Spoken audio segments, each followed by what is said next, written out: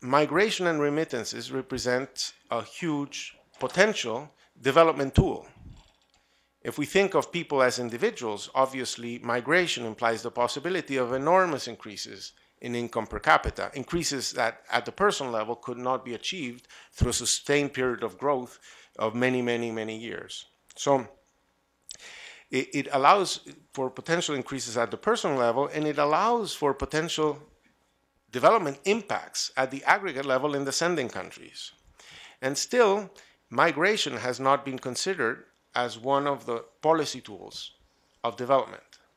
And policies around migration are not on the forefront of discussions on policies that might help promote development. People were not necessarily thinking of migrating for life.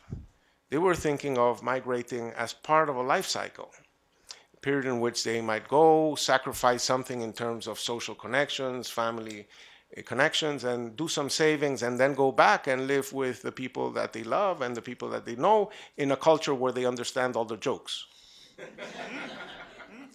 The US policy has become a mousetrap, because if you go in, it's very costly to go back out.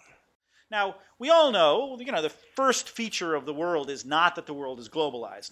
The first feature of the world is that every country you arrive at, there's a man with a hat and a badge and a gun who checks your papers. So the first most obvious feature of the world is not that it's flat, not that it's global, not that it's unrestricted, but that it is enormously restricted in terms of the movement of people.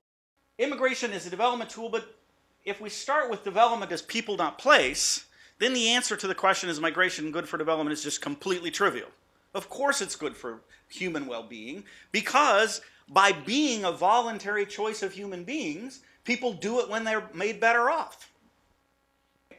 And part of sort of, is migration good for development, has to be part of, well, wait a second, how we would set about even imagining what empirical answers to that question look like depend on how development has been framed, right? And if we frame development in some ways, it's going to be very hard to get an answer that, yes, migration's good for development.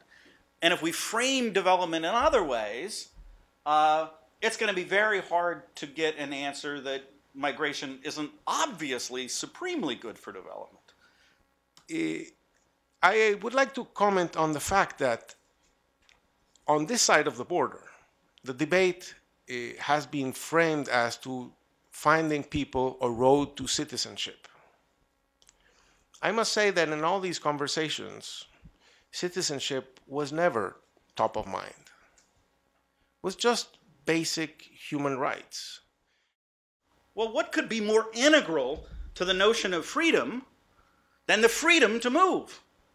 I mean, after all, the residual based sort of evils that we got rid of in the move to capitalism were getting rid of restrictions on personal mobility, like serfdom, right?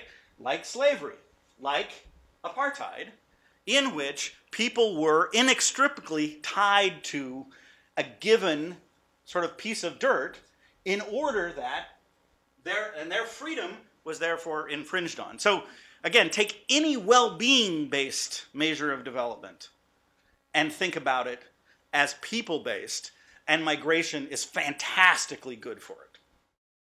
The issue of